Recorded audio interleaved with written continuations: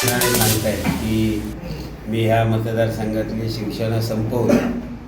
मग शिवसेना जर संपवली असेल तर हे शिवसेनेतले प्रवेश दाखवण्याची का वेळ त्यांच्यावर आली हे त्यांनी आधी जाहीर करावं.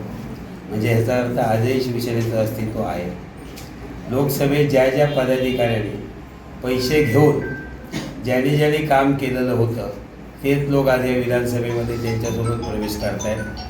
आणि नितेश राणेंच्या कार्यकर्तृत्वाला भारावून हे लोक काही प्रवेश करत नाही आहेत. तर हे नितेश राणेने जे काही ह्या भागातले जे काही कामं करून जे कमिशनमधनं पैसे कमावले त्या कमिशनच्या हे वाटेकरी होत आहेत आणि पैसे देऊन आणि पैसे घेऊन हे लोक प्रवेश करत आहेत. काही प्रवेश हे खोटे दाखवले जात आहेत. कोकिसरे बांधवाडीमधील गजोबारचा प्रवेश येणाऱ्या 2-3 तासात त्याच्याबद्दलची भूमिका जाहीर होईल. हे फोडके माजी शाखा प्रमुख हे आमच्याकडे कार्यरत नव्हते. खांबाळ्याचा सुद्धा एक सदस्य नानिवड्याचे ज्याने आता प्रवेश केला आहे त्यांचा नानिवड्याच्या मतदार यादीमध्ये त्यांचं नाव नाही आहे. म्हणजे हे सुद्धा नितेश राणे किंवा त्यांच्या कार्यकर्त्यांना माहीत नसेल.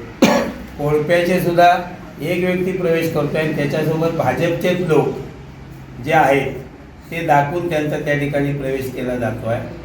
किती जरी प्रवेश ह्या आमच्या लोकांनी पैसे घेऊन केले तरी ह्यावेळी लोकसभेप्रमाणे चित्र वैभववाडी तालुक्यात दिसणार नाही आहे.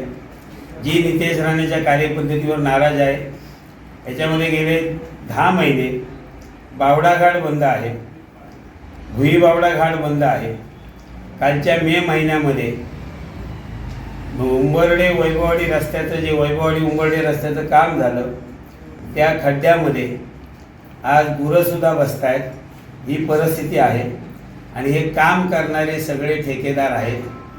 या ठेकेदारांना ज्यावेळी आम्ही विचारतो त्यावेळी ठेकेदार सांगतात की आमच्या याच्यात नाविलाज आहे की आम्हाला याच्यामध्ये आमदाराला कमिशन द्यावं लागतं, त्यांच्या हाताखालच्या कार्यकर्त्यांना कमिशन द्यावं लागतं आणि म्हणून ही रस्त्याची क्वालिटीची कामं आम्ही करू शकत नाही आहे. म्हणजे इथल्या जनतेला नितेश राणेने सोडलेलं नाही आहे, इथल्या कॉन्ट्रॅक्टरांना सुद्धा त्याने सोडलेलं नाही आहे. आणि म्हणून एकंदरीत ह्या मतदारसंघामध्ये या सर्व जनतेचा उद्रेक झाल्याशिवाय राहणार नाही. काल त्यांनी व्यापारी संघाची भेट घेतली.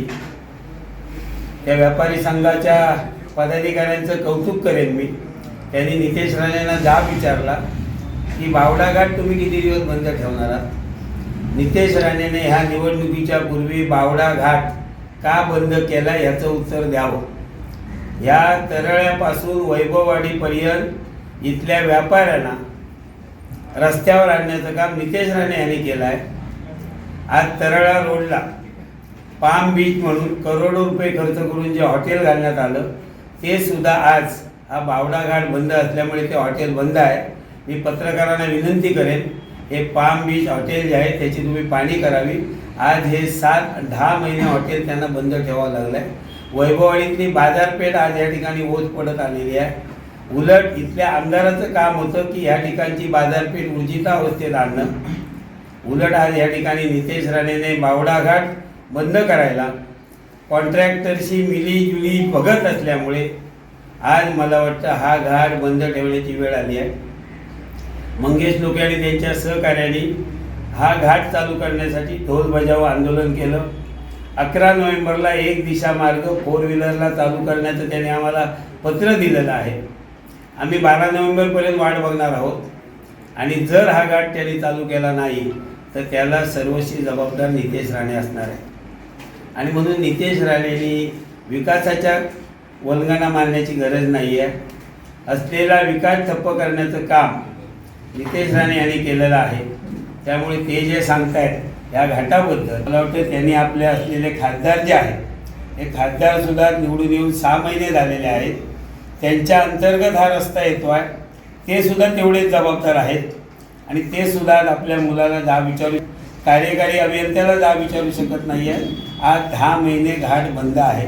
ह्याचं उत्तर वैभववाडीकरांना द्यावं, वैभववाडीच्या जनतेला द्यावं, वैभववाडीच्या व्यापाऱ्यांना द्यावं आणि नंतर मतं मागायला आणि फोडाफोडी करायला फिरावं. आज पैसे देऊन किती तुम्ही आमचे पदाधिकारी फोडण्याचा प्रयत्न करा, आमच्यावरती कोणताही परिणाम होणार नाही आहे. वैभववाडी तालुक्यातनं आम्ही निश्चित या ठिकाणी मताधिक्य मिळवणार. आणि आज संदेश पारकर सारखा एक आम्ही घराणेशाहीचा उमेदवार दिलेला नाही आहे. आज तुम्ही घराणेशाहीमधनं तुमचा उदय झालेला आहे. तुमचं कार्यकर्तृत्व काही नाही आहे. नारायण राणेंचे मुलगे हीच तुमची ओळख आहे. त्या पलीकडे तुमची ओळख नाही आहे. संदेश पारकर हे सर्वसामान्य आणि संघर्षातून उभं राहिलेलं नेतृत्व अशी त्यांची ओळख आहे. आणि म्हणून ह्या निवडणुकीत निश्चित महाविकास आघाडीचा या ठिकाणी उमेदवार निवडून येईल. किती तुम्ही पैसे वाटा, किती तुम्ही ह्या ठिकाणी मतदारांना पैशाचं वाटप करा. आज ह्या जिल्ह्यात ह्या असलेल्या वैभववाडी तालुक्यातली ह्या मतदारसंघातली जनता, एखादी ॲम्ब्युलन्स असेल, हॉस्पिटलला आजारी असेल, त्यांनासुद्धा राधानगरी घाटामधून जावं लागतं आहे. हा जो काय त्रास देत आहे जनतेला, हा त्रास जनता जर पैसे घेऊन विसरत असतील तर ती ह्या इथल्या ह्या गोष्टीला, विकासाला खीळ बसायला कारणीभूत मती जे पैसे घेऊन मतदान करत आहेत ते लोक ह्याला कारणीभूत होते. म्हणून या पापाच्या पैशामध्ये जनतेने सहभागी होऊ नये अशी विनंती करतो आहे. आणि उद्याच्या 20 नोव्हेंबरला महाविकास आघाडीचे उमेदवार संदेश पारकर यांच्या मशालीसमोरचं बटन दाबून त्यांना ह्या वैभववाडीतील जनता निश्चित या तालुक्यात मताधिक्य देईल असा माझा ठाम विश्वास आहे. आमचे दिवसभरातले सर्व अपडेट्स, ताज्या घडामोडी आणि थेट लाईव्ह पाहण्यासाठी सबस्क्राईब करा, लाईक करा कोकणचं नंबर 1 महा चॅनल कोकण 7 लाईव्हचं YouTube चॅनल.